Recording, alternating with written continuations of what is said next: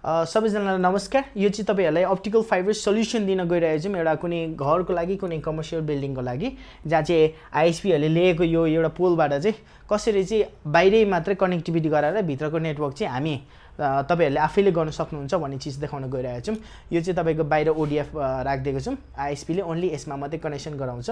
अब हामी भित्रको नेटवर्क गराइदिन्छौं देखाउन गइरहेको छौं। हामीले भित्रको त्यो बाहिरको ओडीएफ बाट चाहिँ तपाईको अलरेडी यो अप्टिकल फाइबर नेटवर्क तपाईले घर बनाउँदै तानिसकेको हुनुपर्छ र यसमा चाहिँ एउटा ओएनयू राउटर आउँछ। यहाँबाट चाहिँ तपाईले नेटवर्किङहरु गर्न सक्नुहुन्छ। अब इन्डोर इनसाइड बिल्डिङ त्यो तपाईलाई देखाउन गइरहेको छौं। हामीले एउटा 6 कोरमा एउटा कोर मात्रै युज भएको छ, कुनै आईएसपी एउटा युज भइरहेको छ भने अब हामीले नर्मली राउटरबाट यहाँ आएको थियो। यहाँबाट चाहिँ अब के PoE एउटा मिडिया कन्भर्टरबाट तपाईले लगेर सीसीटीभी पनि हाल्न सक्नुहुन्छ सल्युसनको लागि, प्लस मेशको लागि पनि सिधै लान सक्नुहुन्छ हैन। अनि यो चाहिँ तपाईको यो कलर चाहिँ त्यो फाइबर हो।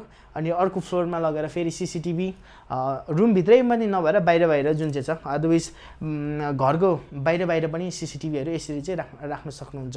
र यो आईडी नम्बर भनेको चाहिँ यो 1640 भनेको चाहिँ हाम्रो वेबसाइटमा गएर यो प्रोडक्टको प्राइस, यो प्रोडक्टको डिटेल्स हेर्न सक्नुहुन्छ। यो यति मात्रै हाम्रो वेबसाइटमा गएर यति मात्रै सर्च गर्दा तपाईको डिटेल आउँछ भने यो एउटा फ्लोर वाइज छ। यसलाई चाहिँ हामीले अलरेडी तपाईले बनाउँदाखेरि फ्लोर वाइज नै अप्टिकल फाइबर तान्नु होला, किनभने त्यो भयो भने भोलिको दिनमा तपाईले जे पनि गर्न सक्नुहुन्छ।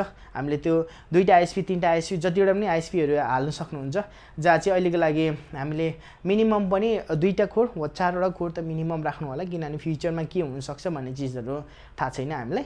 र हामीले यसमा चाहिँ एक्जाम्पल यहाँबाट म मास्तिर यो फ्लोरदेखि मास्तिर म बस्छु भने आईएसपी 1 कुनै आईएसपी को म हाल्देर यसरी चाहिँ युज गर्छु भने तल्लो फ्लोर म रेन्टलमा दिन्छु भने त्यसलाई चाहिँ अलरेडी अप्टिकल फाइबर त अलरेडी नेटवर्किङ गरिसकेको छ हैन। यो टिभी रुममा आएको छ अनि टिभी रुमबाट यहाँनिरको एउटा 1 कोर चाहिँ बाहिर लगेर बाहिर पनि अलरेडी कनेक्टेड हुन्छ। ओडीएफ मा अर्को कुनै आईएसपी नम्बर 2 हालेर चाहिँ उले चाहिँ डाइरेक्ट यहाँनिर एक्सेस पाउँछ अनि यहाँबाट वाइफाई 6 ओएनयू बाट चल्ने कसरी चलाउने तपाईहरुले आफ्नोमा भर पर्दछ। र अर्को चाहिँ एउटा ब्याकअपको कुरा पनि गरिदिहालौं तपाईहरुलाई। अहिले चाहिँ हाम्रो एउटा ओभरहेड माथि पोलबाट आएको कारणले सिधै यहाँबाट यहाँ लिएर कसरी हुन्छ नेटवर्क गर्दै हुनुहुन्छ होला, त्यो गरिन्छ भने अर्को एउटा सेकेन्डरी एउटा अप्टिकल फाइबर पनि यही टिभी रुमबाट सिधै अन्डरग्राउन्ड गरेर घर बन्दैखेरि अन्डरग्राउन्ड एउटा पाइपिङ गराएर तल गरेर निकाल्दै राख्नु होला, सो दैट फ्युचरमा माथिको पोल काहीँ के भयो भने तलबाट पनि अप्टिकल फाइबर अलरेडी उते गरेर माथि टिभी रुममा लिएर सेकेन्डरी राखिराख्नु होला। यसरी चाहिँ एउटा सानो स्मल आइडियाजहरु जस्तो तपाईहरुलाई शेयर गर्दै छौं। यो रिलेटेड मोर इन्फर्मेसन अझै चाहिन्छ भने तपाईहरुले हामीलाई कन्ट्याक्ट गर्न सक्नुहुन्छ।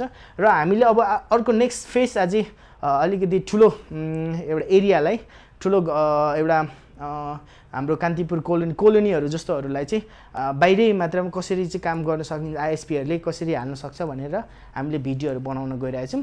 त्यसको लागि तपाईले हेरिराख्नु होला हाम्रो video. Thank you so much.